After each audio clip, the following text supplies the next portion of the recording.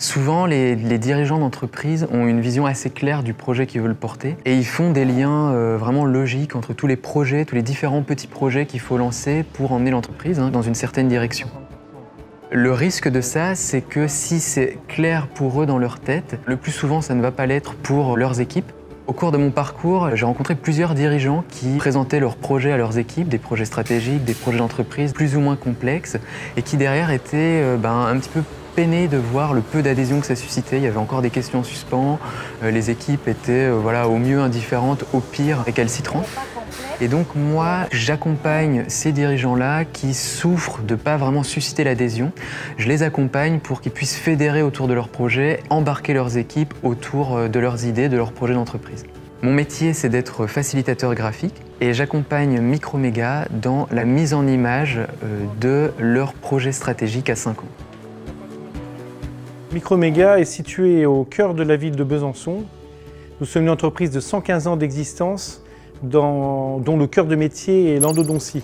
Nous sommes une entreprise innovante et passionnée de technique et dans un tournant stratégique de notre entreprise. Aujourd'hui, un certain nombre de messages n'étaient pas encore intégrés par nos collaborateurs. Du coup, on a fait appel à Laurent Létang. On a eu plusieurs réunions avec lui pour qu'il puisse cerner notre projet, l'environnement, le contexte de l'entreprise.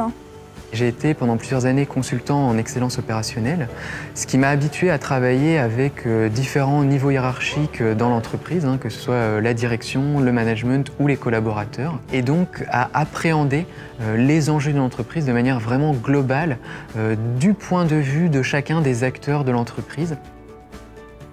Il nous semblait que c'était des informations qu'on avait déjà répétées plusieurs fois, transmises plusieurs fois au travers de différents supports, des PowerPoint, des flyers. Dans l'entreprise, nous avons des écrans sur lesquels on communique et tout ça était encore insuffisant pour avoir une compréhension complète des collaborateurs.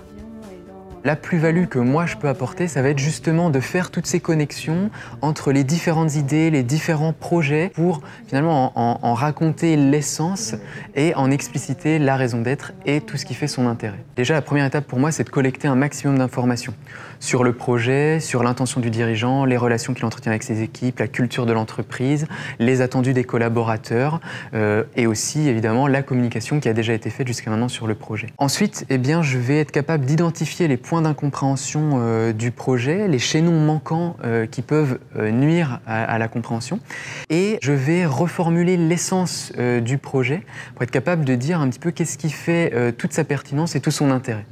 Et c'est seulement après ces étapes-là que je vais commencer à réfléchir à un visuel clair, simple, pertinent, qui permet de donner une vision globale du projet.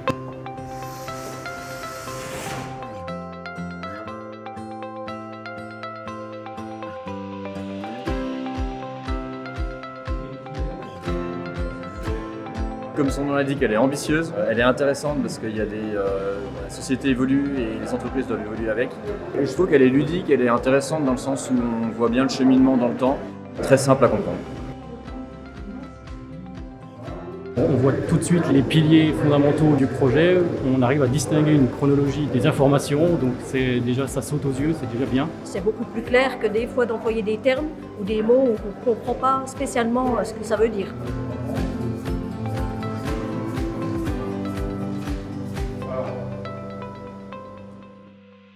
Dans les images, il y a beaucoup de choses qu'on n'arriverait pas à écrire sur une présentation texte.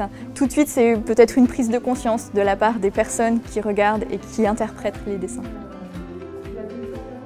Une fois le travail réalisé, souvent ce qui se passe, c'est qu'on a matérialisé un cap, on a une vision claire et fédératrice pour les équipes. En même temps, le fait d'avoir un visuel un peu sympa, ça permet de naître un sentiment d'appartenance autour du projet, d'embarquer, d'impliquer et souvent de donner aussi envie de contribuer au projet. L'apport visuel réalisé par Laurent, ça permet d'apporter plus de clarté, de visibilité sur l'ensemble du projet Ambition. Donc aujourd'hui, on l'a présenté à nos collaborateurs. Au sein de petites réunions d'animation, on a commenté la fresque. C'est une nouvelle manière de faire passer un message. Ça permet de lever aussi certaines questions qui n'osaient pas être posées. Et cette fresque, elle est destinée à vivre tout au long du projet. On va la laisser afficher dans notre entreprise, ça va être un support de communication et on va la faire évoluer à toutes les étapes clés du projet et en fonction des questions de nos collaborateurs.